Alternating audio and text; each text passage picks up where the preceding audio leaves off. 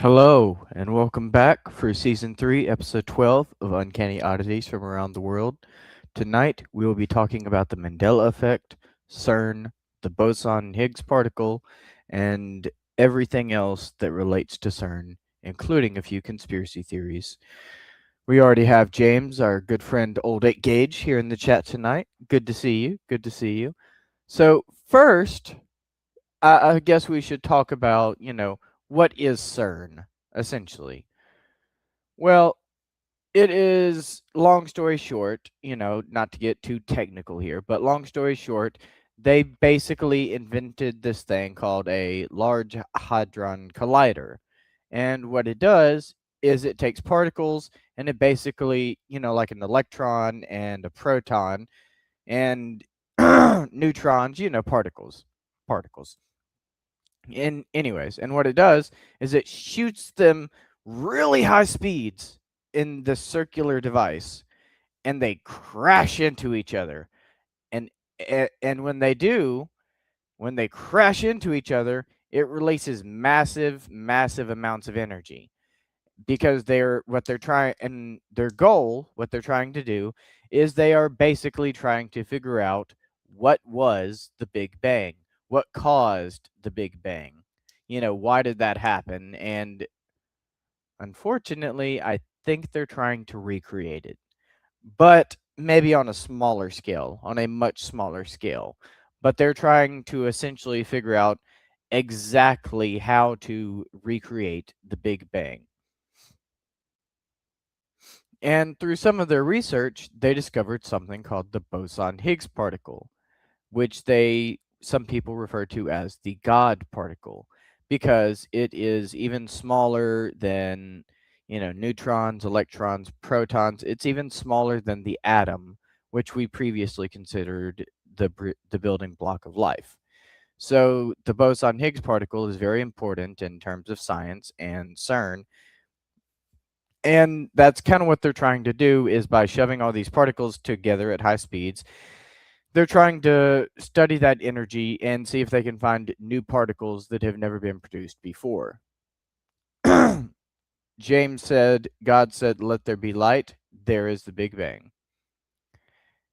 And that is what some people believe. And I believe that there are certain ways that science and religion can coexist without fighting each other, because there are certain areas where, when you study science deeply enough, it kind of supports some of the theories, passed through religion, and vice versa. Some of the stories that I've heard about religion seem to support what is known as scientific facts in certain geographical locations. And I'll just leave it at that. Do with that as you will. Now, now that we know a little bit more about CERN, let's get into the actual topic I wanted to initially discuss tonight. So I'm going to go ahead and share my screen here. I found an article the other day, and it was pretty interesting to me, so I wanted to share it with everybody. So here's what it is. CERN succeeds in transporting antimatter. Yep, you read that right. Antimatter. So that sounds a little dangerous to me. Like, if something were to happen and that truck got into an accident, it could be like a nuke going off. It could, like, explode the world. I don't know. But it definitely sounds dangerous. So let's see what it says. The experiment successfully transported a trap filled with antiprotons across CERN's main site, a remarkable first step towards delivering antimatter to other European laboratories. Now, I wanted to share the website. This is the official CERN Accelerating Science website, which is home.cern, and then, there's news, press release, but you can figure all that out. Just go to CERN and search base experiment at CERN. Succeeds in transporting antimatter, and you'll be able to pull this up. But anyways, let's get back to it. So today, in a world first, a team of scientists from the BASE experiment at CERN successfully transported a trap filled with antiprotons in a truck across the laboratory's main site. The team managed to accumulate a cloud of 92 antiprotons in an innovative portable cryogenic pinning trap, then disconnect it from the experimental facility, load it onto a truck, and continue experiment operation after transport. This is a remarkable achievement given that antimatter is very difficult to preserve as it annihilates upon contact with matter. See? It annihilates upon contact with matter. Yeah, I told you this was dangerous. I told you this was going to be dangerous. We should not be messing with this stuff. Sorry. So, this world premiere is a test, the ultimate aim being to transport antiprotons to other European laboratories, such as Heinrich Heine University in Dusseldorf, HHU, where very high precision measurements of the antiproton properties could be performed. So, antimatter is a naturally occurring class of particles that is almost identical to ordinary matter, except that the electric charge and magnetic moment are reversed. According to the laws of physics, the Big Bang should have produced equal amounts of matter and antimatter. Sorry. These equal but opposite particles would have quickly annihilated each other, leaving the empty universe. However, our universe contains predominantly matter, and this imbalance has baffled scientists for decades. Now, to support James's claim of God or a supreme being of some sort, if there was a God that was creating things, and science, as I suggested earlier, there are some ways that science can relate. Yes, it is a reference to Ghostbusters, James. Sorry, I just saw your comment. Yes, it is a reference to Ghostbusters. Thank you. But there are some ways that science can actually support this idea, because what this says right here is that there is more matter in the universe than there is antimatter, which would not make sense if the Big Bang had produced equal amounts.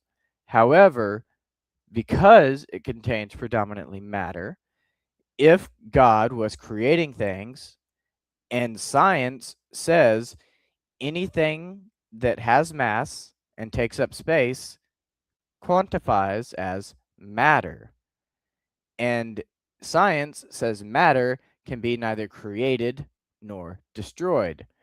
So, if science believes that matter can be neither created nor destroyed, then there is only one being that could defy the laws of science, and that would be God, right? Just, trying to play both sides here. And science is very interesting because even in science, the boson Higgs particle, they call it the God particle. So, I've always thought that was interesting as well. So, let's continue reading. So, physicists suspect that there are hidden differences that may explain why matter survived and antimatter all but disappeared. To deepen our understanding of antimatter, the BASE collaboration aims to precisely measure the properties of antiprotons. So that's why they're trying to transport them to the other labs so they can study them in multiple locations, such as their intrinsic magnetic moment. Ooh, I wonder if they're trying to find monopoles. That's an interesting one. We don't have evidence of them technically, but it's a very interesting theory. Anyways, and then compare these measurements with those taken with protons. But they now face a problem. The machines and equipment in CERN's antimatter factory, where BASE is located, generate magnetic field fluctuations that limit how far we can push our precision measurements, explains Stefan Ulmer, a spokesperson of BASE. These fluctuations are minuscule, of the order of 1/1000th of a Tesla, 20,000 times smaller than the magnetic field of the Earth. So these are like on a quantum level. like tiny, like Ant-Man, like the Ant-Man movie where they went down and got all small. That'd be like this. This is where they would be at in this understanding. And undetectable outside of the building. However, the precision of the measurements taken in base is such that gaining an even deeper understanding of the fundamental properties of antiprotons will require moving the experiment out of the building, says Stefan Ulmer. So I'm going to go ahead and stop reading it here. I think we, basically get the idea. They're transporting antimatter is a pioneering and ambitious project, and I congratulate the base collaboration on this impressive milestone. We are at the beginning of an exciting scientific journey that will allow us to further deepen our understanding of antimatter, says the CERN Director for Research and Computing, Gauthier Hamel de Moquinalat. I apologize. I'm sure I butchered your name. I will try it one more time. Gauthier Hamel de Montenolt. I hope I did better that time. I apologize. So we're going to go ahead and close that. So basically, what they're doing is they finally found a way to transport antimatter so they can study it in more locations because they believe it has something to do with the Big Bang, which, as I said on yesterday's show, I personally wonder if the Big Bang is the end of the universe and the beginning of the universe. I am the beginning and the end, the alpha and the omega, that kind of ideal. And, like we said, if time is not real, it doesn't exist, and it's not fluid, and it is fluid, but unreal. It's kind of complicated.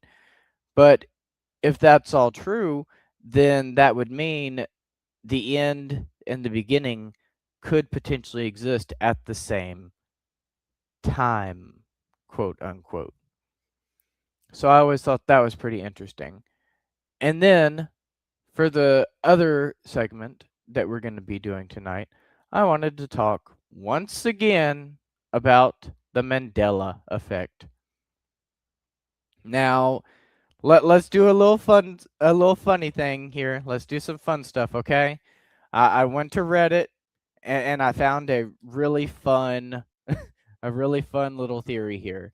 So it says why many think CERN is responsible for the Mandela effect.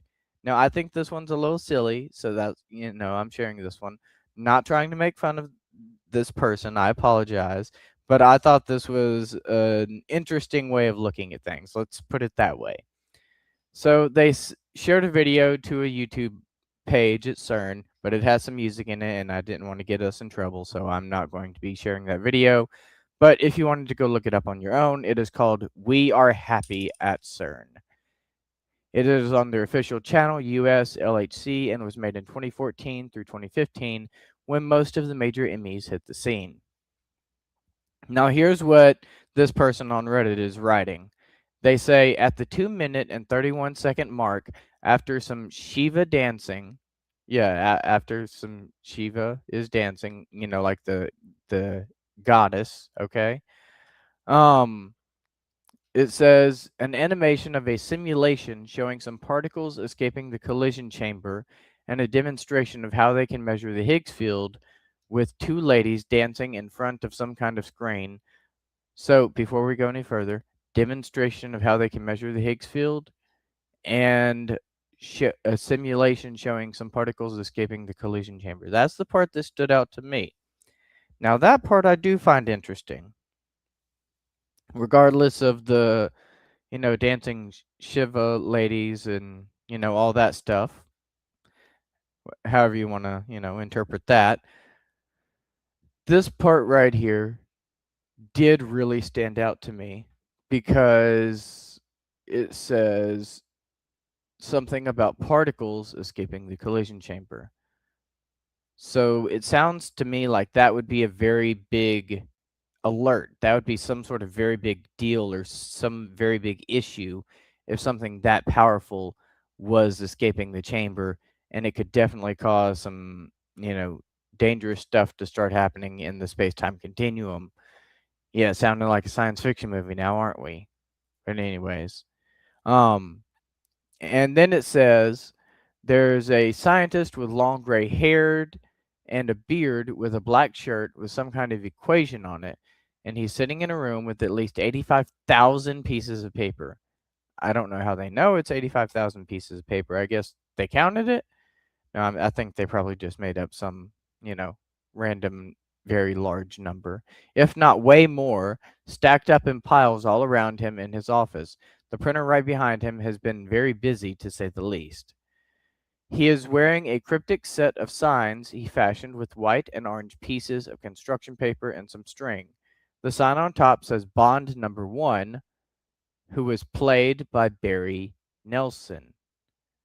Barry Nelson. While the sign below that says Mandella. When you put these together, you come up with Barry Nelson Mandela or Bury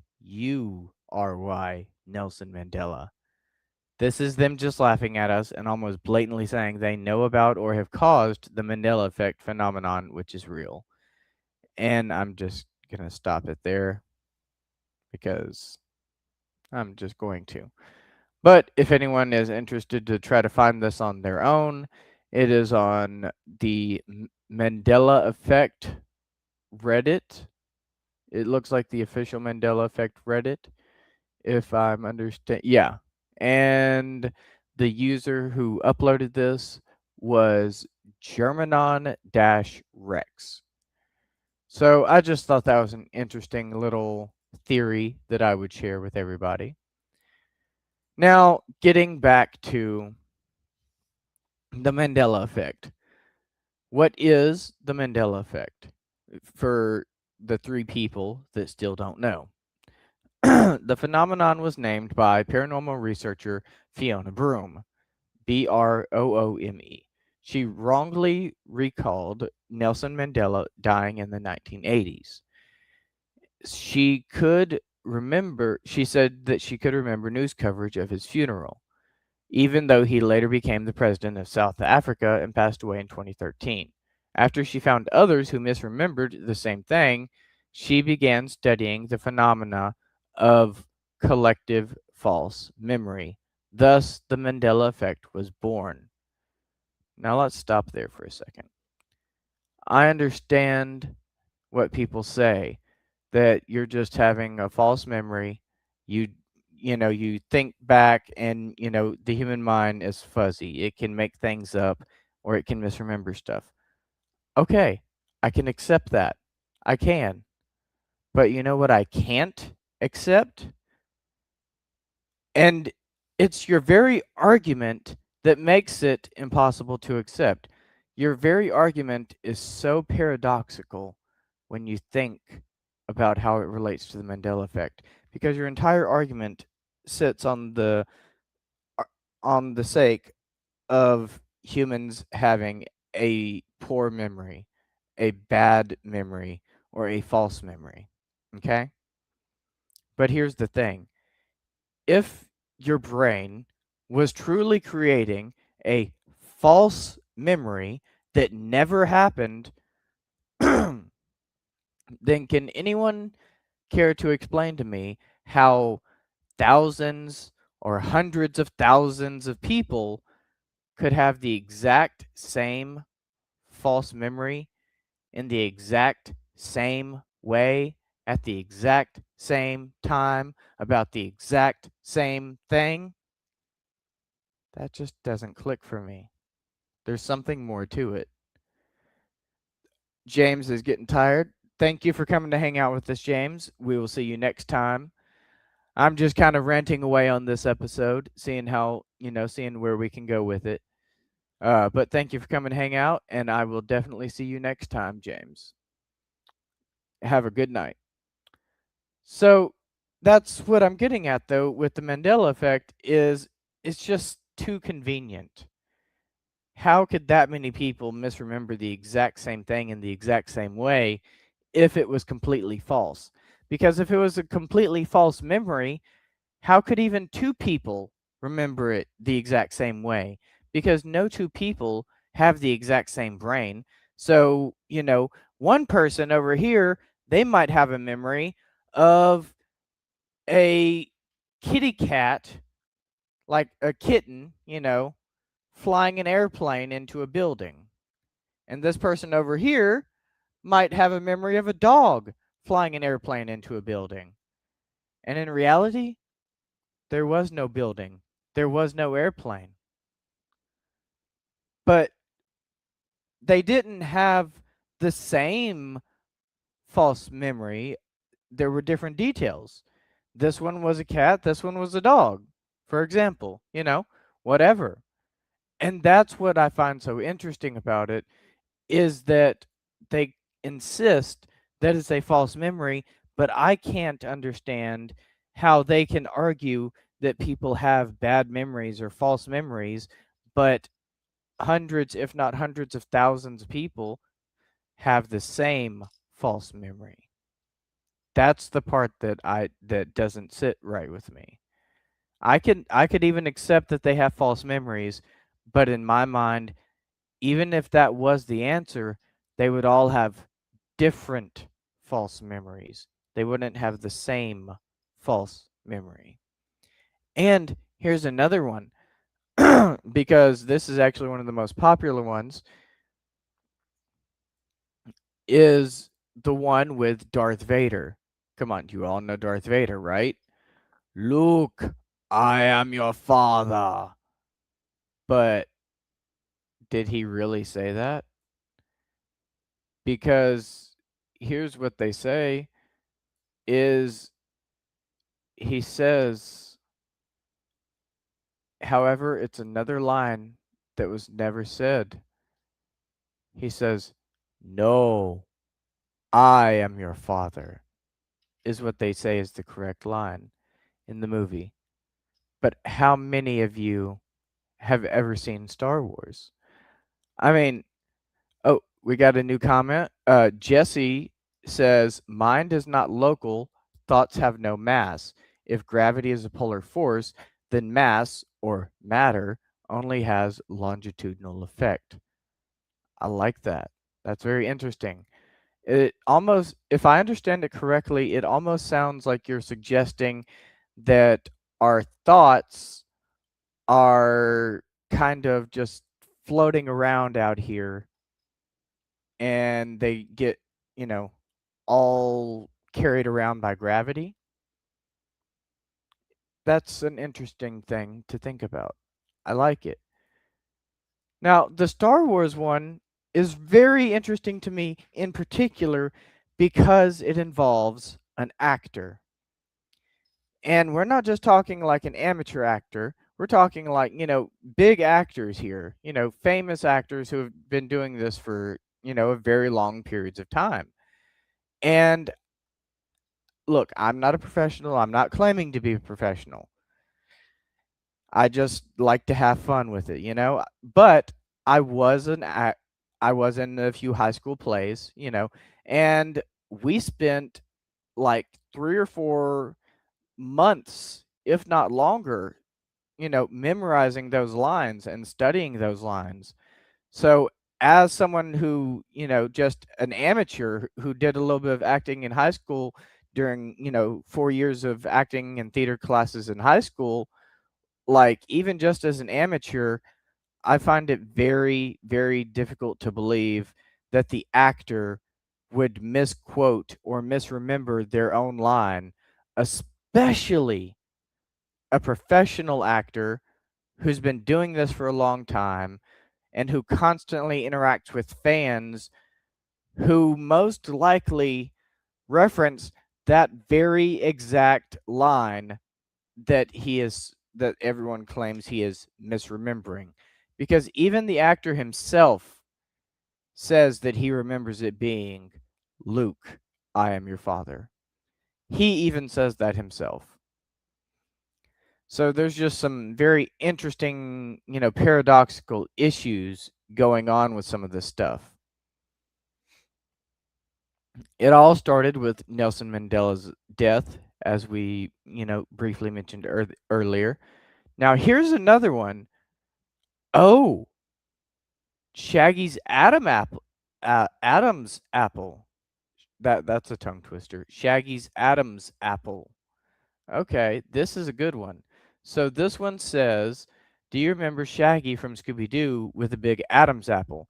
Maybe as he inhales a giant sandwich, or when he gets scared. When he got scared, I remember. Yeah, I remember the Adam's apple. So do tons of others, but in reality, it's nowhere to be seen. Let me go ahead and share this page with everybody. So share the screen. So here's what I'm looking at now. Here it is. So look, no Adam's apple. I remember an Adam's apple, though. I remember that myself. Mickey Mouse's suspenders.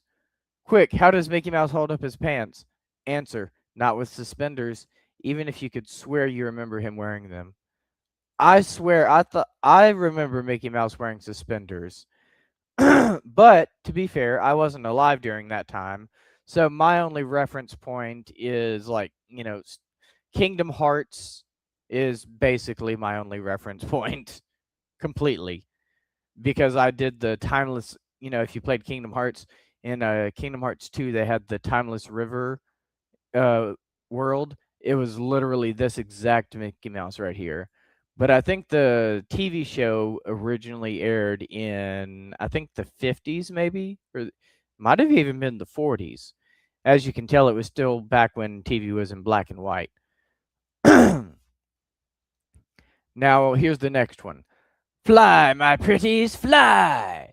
When the Wicked Witch sends her flying monkeys after Dorothy and the Wizard of Oz, many remember her shouting, Fly, my pretties, fly! And cackling. But in the movie, she actually shouts, Fly, fly, fly! Yeah, I definitely remember her saying, my pretties. I remember that too. I'm pretty sure about that one, because we had to watch The Wizard of Oz in high school many times, because they always insisted on arguing about everything and all the symbolism behind it. And I was a kid back then, and I was just like, maybe there was no symbolism. Maybe the man just wanted to write an entertaining adventure book. Jeez, leave the man alone. And then we got Captain Crunch versus Captain Crunch. How do you spell the peanut butter flavored cereal with the pirate on the front? That's right, it's Captain, not Captain Crunch. However you spell it, we know one thing for sure, it's delicious. Now, I remember having a Captain Crunch video game on the computer when I was a kid. So I feel like I have a pretty good idea of Captain Crunch. And I remember it being Captain Crunch. I've also got a personal Mandela effect that I have yet to find anyone else that has this one. So I'm going to mention it again because I am obsessed with trying to figure this out. And no, I refuse to accept it's on in living color. That is not a good enough explanation for me. Because here's my own Mandela effect. There was a skit with Jim Carrey. Yep, we're going there. Not the clone, the original Jim Carrey. The one who actually, had, a soul. Um, the original Jim Carrey used to have this skit called Fire Marshal Bill. And I swear I have very vivid memories of that skit with Fire Marshal Bill, and he always had the messed up hair by the time it was over, and he was like, and he was, and I loved it. It was great. It was one of my favorite skits, and as I've grown up, as I've been an adult, I've found myself talking about that skit countless times, and every time I talk about it, every single person tells me, "Oh, that was on In Living Color. I love that show." And the first time it was my mom, and she was like, "Oh, that was on In Living Color." And I'm like, "What are you talking about?" She was like, "In Living Color." I was like, I've never heard of that. What is that?" And she's like, "It's a TV show. I think it had Will Smith on it, maybe, or something like that. I don't even really remember, but she told me that it was a TV show, like a sketch comedy show, and I was like, "No, Fire Marshal Bill was on Mad TV." Because I remembered it, and I was like, "No, it was Mad TV." I even remember because when it would pan away from Fire Marshal Bill, it would pan over to the little chair with the TV on it that said Mad TV because that was their thing, and I remember watching it every week. And I remember like multiple Fire Marshal Bill skits.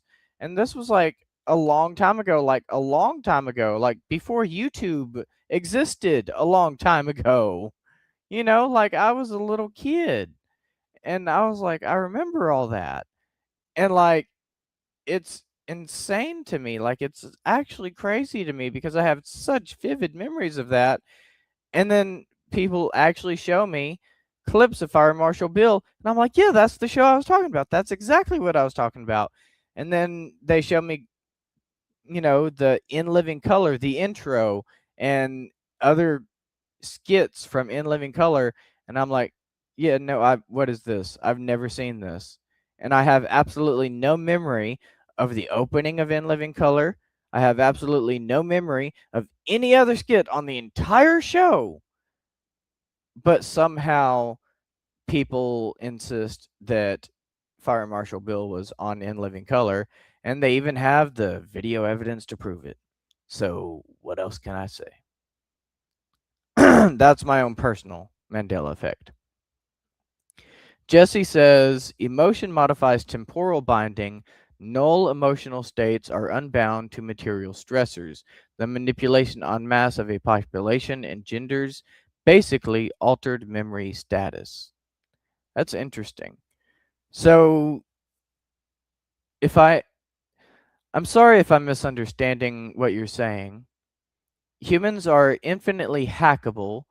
Yuval Noval Harari. Humans have been hacked.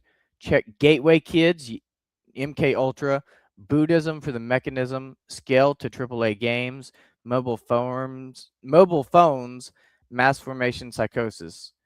Yes, that actually makes a lot of sense. I've heard about that, and I've studied psychology for years, so I know how. And I've, not to get, I've seen some of the stuff that's come out recently, and I'll just leave it at that. Um, but yes, I've studied psychology for literally decades at this point, and it is far easier than anyone would realize to hack into people's brains and make them do exactly what you want. As everything you just mentioned has very well proven with MK Ultra and the Gateway Kids especially. I remember the Gateway Kids. Like that was the one where they did the sound testing, right? They told you it was to see if you were deaf, if you're here. They told you it was a hearing test, and they would play the sounds in each ear. They were like, "Raise your hand if you hear the sound, if you hear the beep." I remember that. They did that to me when I was a kid. And I've heard terrible stories about MK Ultra, and they would like dose people without their permission, without even telling them. Even people in like the CIA and the FBI themselves got dosed without knowing about it, like secretly. Buddhism for the mechanism is interesting you mentioned that because I have been studying Buddhism for a couple of years now. I haven't really gone too awfully deep into it. I'm still kind of surface level, but I really enjoy the ego death aspect of Buddhism. I think that's very interesting. And the scale to AAA games because I think with that, my personal opinion on that is I think they're trying to use AAA games and Hollywood movies and popular TV shows to mass program people, as you said, mass formation psychosis and mobile phones with advertisements and the lights and everything else. I believe that you're right about that, and I believe they're trying to program people and make them have certain thoughts so that their thoughts go up into the world, interact with the hyperbits, and become reality because it is a form of dark psychology that they are conveniently aware of. Also, time is nonlinear. Thanks for playing. You do understand just fine. Just letting you know you're on the right track. Thank you, Jesse. Thank you for that. I've been studying some very, let's say, spiritual and esoteric stuff for probably close to a year now.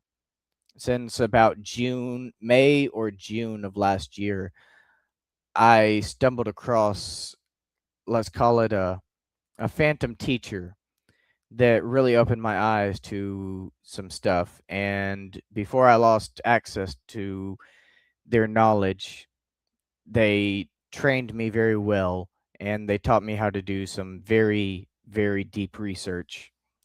And I'll just leave it at that.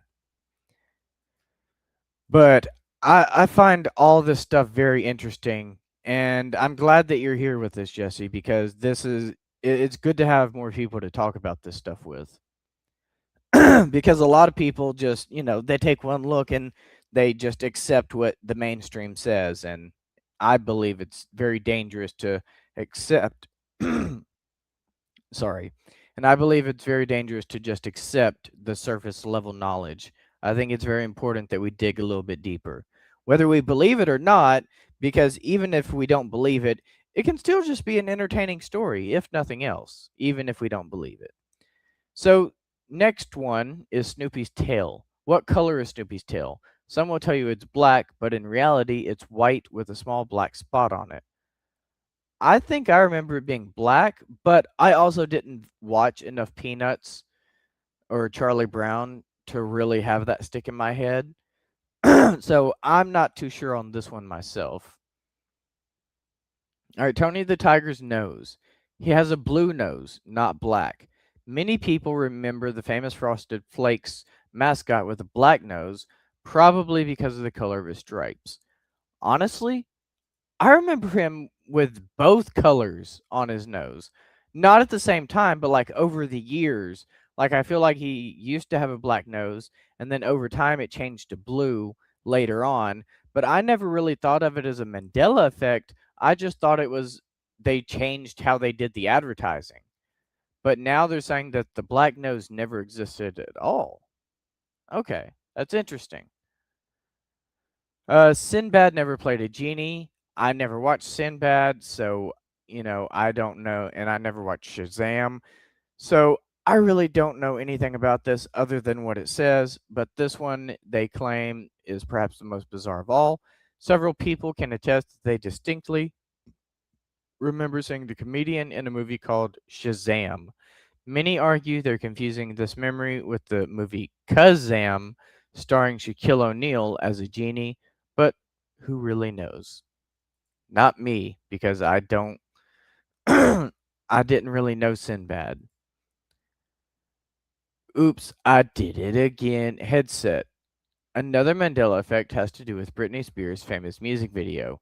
Many can distinctly remember Britney wearing a microphone headset in the video. Her doll was even sold with one. However, after rewatching it, it's clear she never wore it in the video.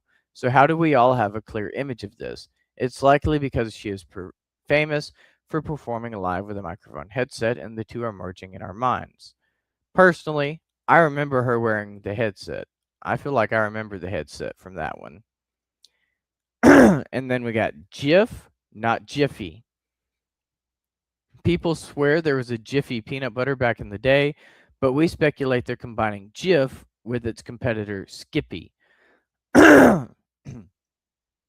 here, this one is a little complicated for me because while I don't remember the Jiffy peanut butter, I do remember a Jiffy Pop branded popcorn that you popped on the stove, but that's probably a completely different thing.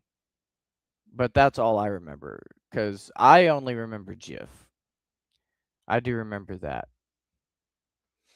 because I always talk about how he's like, it's pronounced guh, it's pronounced gif. Like the actual person who made this brand of peanut butter said it's supposed to be pronounced gif, and I'm like, well, buddy, that's just not how the English language works. And as many rules as we already break, I don't think it's a good idea to break anymore. So I'm not going to do that. I'm going to call it GIF. A GIF is an animated image. A GIF is a peanut butter. Okay? I've always argued about that with people.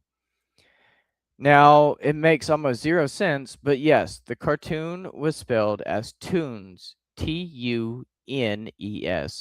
No, not in my world it wasn't. In my world it was Looney Tunes because the whole point was to have the double O in Looney and the double O in Tunes because it looked really nice together. That was the whole point. No. Oh gosh, they're going to get to the Flintstones again, aren't they? They're going to get to the Flintstones here in a second. The Berenstein Bears didn't exist. Yes, they did, because that's the one I had when I was a kid. The Berenstain Bears is a Mandela effect, weird, no good, weird thing, because the lovable cartoon bear family actually spelled their last name with an A, the Berenstain Bears. No, they did not, because the whole point is Berenstein is supposed to be like a spoof because they're supposed to be German. That, like, I even remember that from when I was a kid. That's why I'm here. God bless you. You can translate that. I'm going now, just passing on a little love. Now you know, and I'll be off so your cough will clear up. Thank you very much, Jesse. I'm just about done here. When I get through these Mandela effects, I'm going to be ending it.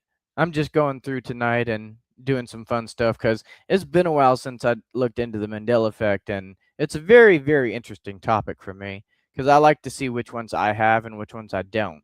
Because, no two people have the same Mandela effects, interestingly enough. Now, Curious George's tail was never there. Okay, I actually never remembered Curious George having a tail. So I'm cool with that one. Now we got Sex in the City. Oh no. This one might be inappropriate. Well, these four women, okay, we're trying to have a family show here. So the show was actually called Sex and the City. No, it was not. I remember that. I'm pretty confident about this one. I remember it being in the city.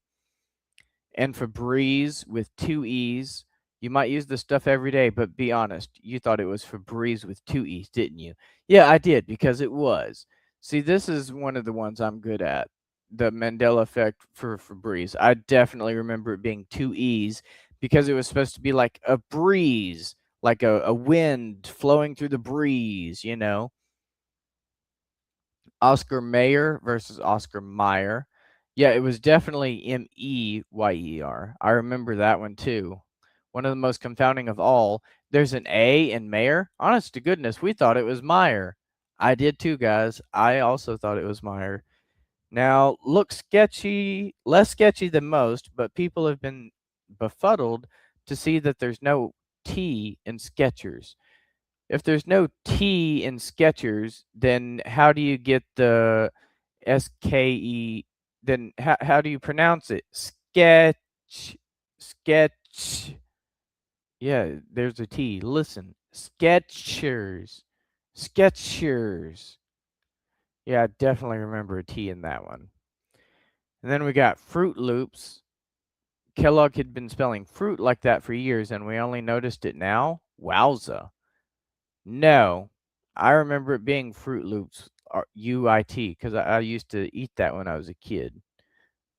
King Henry's turkey leg. For some reason, people distinctly remember this portrait showing the King of England wielding a turkey leg. To be clear, he was not. Yeah, I remember that one too, because we talked about it in high school, I think.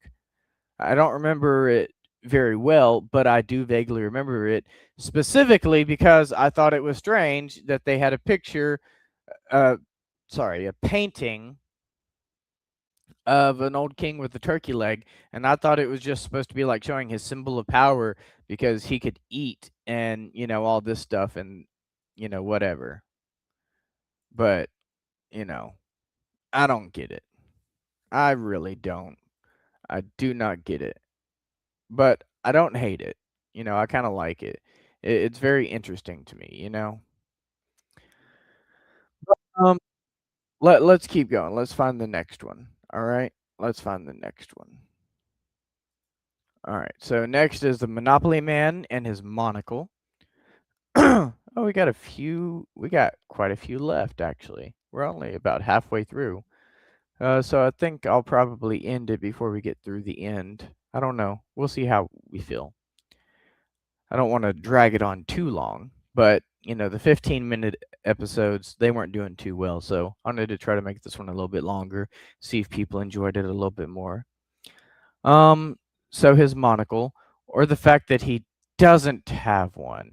This, as some suggest, might be a simple confusion between him and the Planters Peanut Company mascot, Mr. Peanut. No, I definitely remember him with a monocle because it was a whole joke about how it became like a whole meme for my generation, how there was like this monocle thing, you know, and it's like rich people had monocles specifically because of Mr. Monopoly.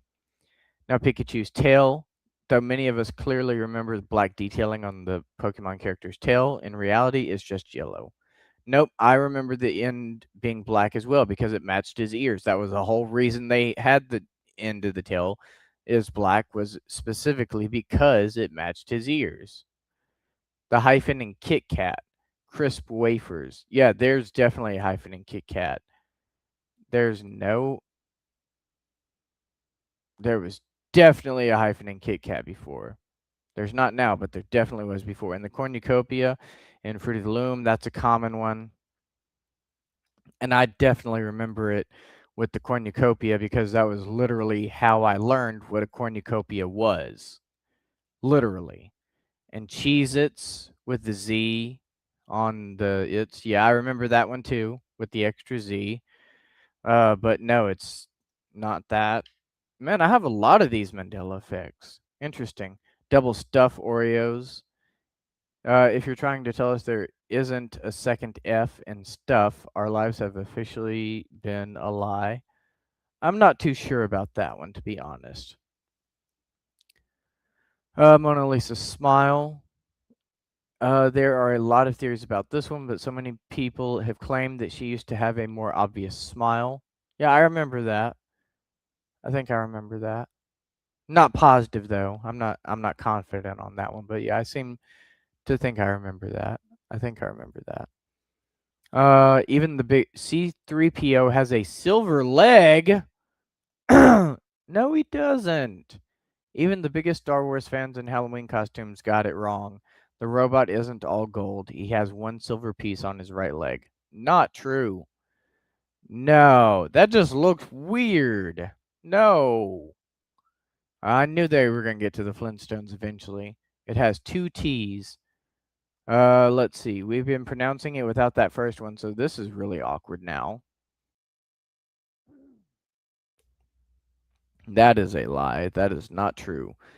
Because it was Flintstones, because that's how it was pronounced. Like, yes, I know what you're saying with Flintstones, but no, it was Flintstones because I don't know how else to say it. That's just how it was pronounced. Luke, I am your father. We did that one earlier. Cinderella's Castle. Contrary to popular belief, there's only one Cinderella Castle, and it is in Walt Disney World in Florida. The blue and pink castle in California's Disneyland is Sleeping Beauty's. I have no idea about that one. I don't even know. We're going to need a bigger boat. You're going to need a bigger boat, is what is said by Roy Schneider's character in Jaws, one of the best movies ever. Okay, I never actually watched Jaws. Bite me. So I don't really have a reference point for this one, other than what I've heard other people say, which other people have always said we're going to need a bigger boat. That's what other people have always told me, but I've never watched it myself, so I'm just, yeah. Now, Ed McMahon and Publishers Clearinghouse. We can see it clear as day. Ed McMahon handing families everywhere giant checks, but really, McMahon was never a spokesperson for the company. Instead, he worked for American Family Publishers, but he never handed anyone checks. His face was simply on the envelopes. Nope, I remember him handing people checks because that was a big part of my childhood because I would always watch the commercial and I thought it was so silly that a man would just show up and hand you a really large check with a really large sum of money on it like that. Life is like a box of chocolates is not what Forrest Gump, played by the amazing Tom Hanks, actually said. If you listen closely, he says, life was like a box of chocolates. We're regretting all those Instagram captions right about now because we're in the wrong universe. We're in the wrong universe, people. I've never even seen the movie, and I know he says life is like a box of chocolates because that's the thing everyone always quotes. And even in the clips you see, that's the one clip you always see. Chartreuse. Do you recall someone telling you that chartreuse is a magenta pink color? So many others agree with you, but in reality, it's a shade of green. Okay, whatever. Run, you fools! Hate to burst your bubble again, but this memorable line was never said by Gandalf. Before his treacherous fall, you can clearly hear him saying, Fly, you fools! No, no, no. I love Lord of the Rings, and I definitely remember him saying, Run, you fools. Definitely remember that. Mirror, mirror on the wall. Nope, that wasn't a line in Snow White either. In fact, the Wicked Queen says, Magic mirror on the wall. Yep, our child has been ruined too. Okay, I'm going to go ahead and stop there. That is good enough for tonight. Look over here. Look, it's going a lot. Let's go ahead and get through them a little bit faster. I'm not gonna read all the details, but we'll see a little bit of the world. We're just kind of scroll through some of these. Mr. Rogers' theme song, "It's a Beautiful Day in the Neighborhood." But even the movie makers got it wrong. It's a beautiful day in this neighborhood. Nope, I remember it's a beautiful day in the neighborhood. I definitely remember that. Beam me up, Scotty. Another memorable line. Captain Kirk, Star Trek. Wrong. Shatner never said those exact words, but the closest he got was Scotty beam us up. Nope, I definitely remember beam me up. I never even watched that show, and I know that. Toto, I don't think we're in Kansas anymore. Tom Cruise's sunglasses. Hello, Clarice. Oh, this one. I love this one because I have this one really, really bad. Lucy, you have some splaining to do. Ricky Ricardo's famous catchphrase on I Love Lucy was actually never said. What he really said was, "Splain that if you can," and Lucy, explain that. No, that is wrong. That is absolutely wrong. And I think that's a good one to end on. So thank you all for coming to hang out with me tonight, and I will see you next time. Let's go ahead and I think we're actually going to do an outro tonight. So let's do the normal countdown over here. All right. I will see you all tonight. I'll see you all next week. Thank you.